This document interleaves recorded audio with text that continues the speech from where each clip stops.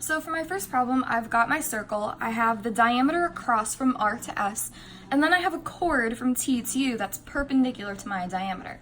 And I know a couple of lengths here, so I'll start off by just labeling these guys on the figure. So I know that PB, that line right there, is 6 centimeters. And I know that TU, which is this chord, the whole chord right here, is 16 centimeters.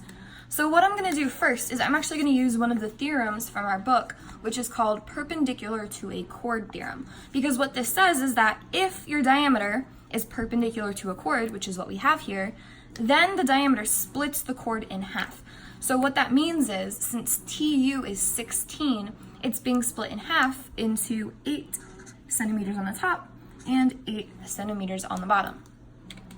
And what I'm trying to solve in this problem is the length of the radius of the circle. So it actually doesn't matter which radius I look at because every radii in this circle is going to be the same, right? So what I'm going to do is I'm going to start at my center point here, and I'm going to draw a line from P to T, which is a radius. It starts from the middle and it goes out to the edge of the circle. So this line right here is a radius. And what I created now is I've got this right triangle here from P to B to T, and I already know 2 of those sides. And so I can solve for this radius, which will be the same as any other radius in the circle, just by using Pythagorean theorem. Because this is 6, this is 8, and this is my hypotenuse here. So let's go ahead and set up Pythagorean theorem down here. So remember, Pythagorean theorem is a squared plus b squared equals c squared. So my a and my b are the 6 and 8 here. So 6 squared plus 8 squared equals c squared.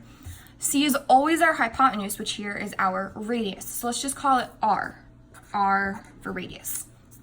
Okay, great. Now I can solve for r. So 6 squared is going to give me 36, plus 8 squared is 64, and that is going to equal our radius squared. Okay, a couple more steps. Add these together, and that's going to come out to an even 100 equals r squared. And our very last step here is going to be to take the square root. Square root of both sides just like that, because that will cancel out this squared, and all we'll have left on the right hand side is r, which is what we want. We want the radius. So square root of 100 is going to be just 10. So that's what this is. Our radius from T to P is 10 centimeters, which is the same as every other radius that we see here. So if I was looking from R to P or P to S, that's all going to be 10 centimeters. Okay, great. So let's go ahead and move on to our second problem here. Here we go. So a little bit more going on in this picture, but that's okay. So I know 2 things to start off with, which should always be what we label first. So I know DF and I know AC. So DF is this chord right here, and that is going to be 8 feet. And then the other thing that I know is the length of AC right here, which is 3 feet. So this first part is actually really similar to what we did in the last problem, because the first thing I want to do for this problem is solve for diameter. And remember, diameter is just twice the radius. So the setup for this first part is exactly like we just had in the problem before this. I'm going to draw one radius from my middle point out to the edge and make myself a right triangle.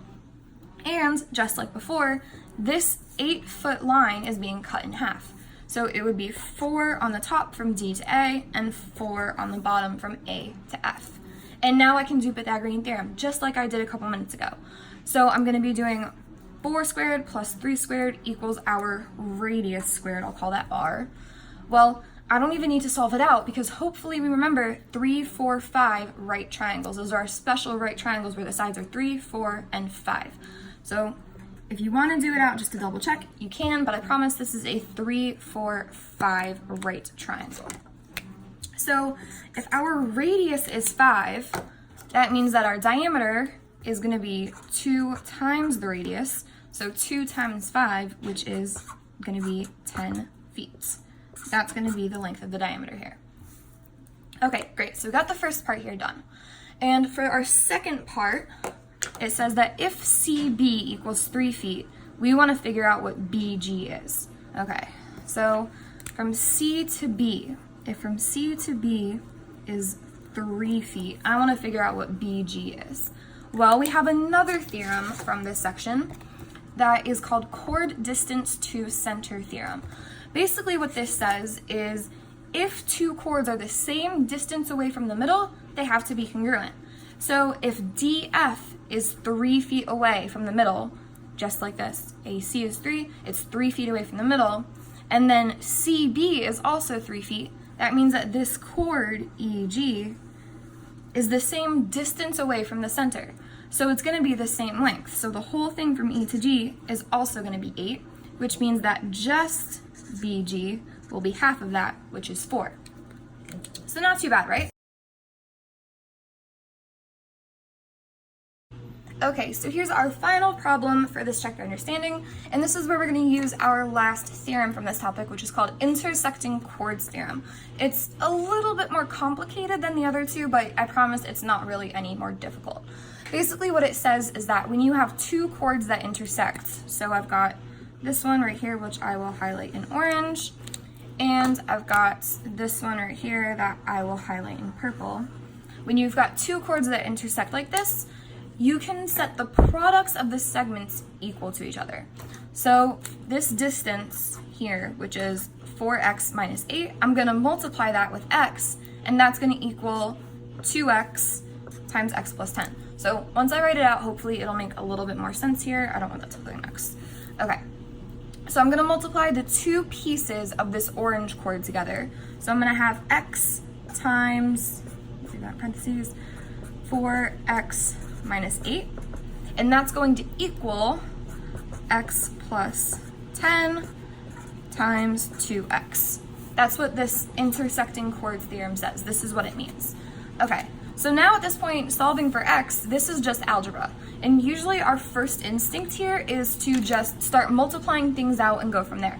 That's actually not what I want to do here, because I can simplify this a little bit easier just by leaving it looking like this.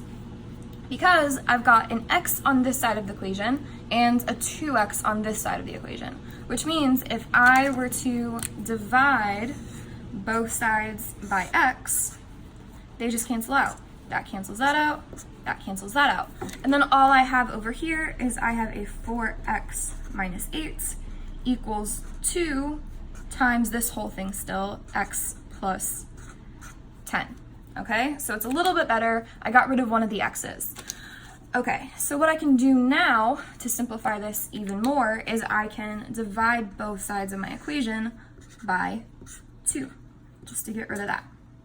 So 4x divided by 2 is going to leave me with 2x, and then 8 divided by 2 is 4. So that's what I'm left with on the left-hand side there. And then on the right-hand side, I'm going to have just x plus 10. There we go. Okay, still a tiny bit more work, but everything is pretty simple now, so it shouldn't be too bad. Okay, so I want x's on one side of my equation and numbers on the other. I want x to equal some number. So what I'm going to do is I'm going to subtract this x over here to get rid of that, and then I'm going to add this 4 to the other side like that. So now what I'm left with on the left-hand side of my equation, I've got 2x minus 1x. That just leaves me with 1x, so just x equals. And then on the right-hand side, I don't have an x anymore. I just have a 10 plus 4, which is 14. And that's all I needed to do for this problem. I got that x equals 14. And if I wanted to plug that back in and figure out each piece of this, I can do that. But I'm just going to stop right here with x equals 14.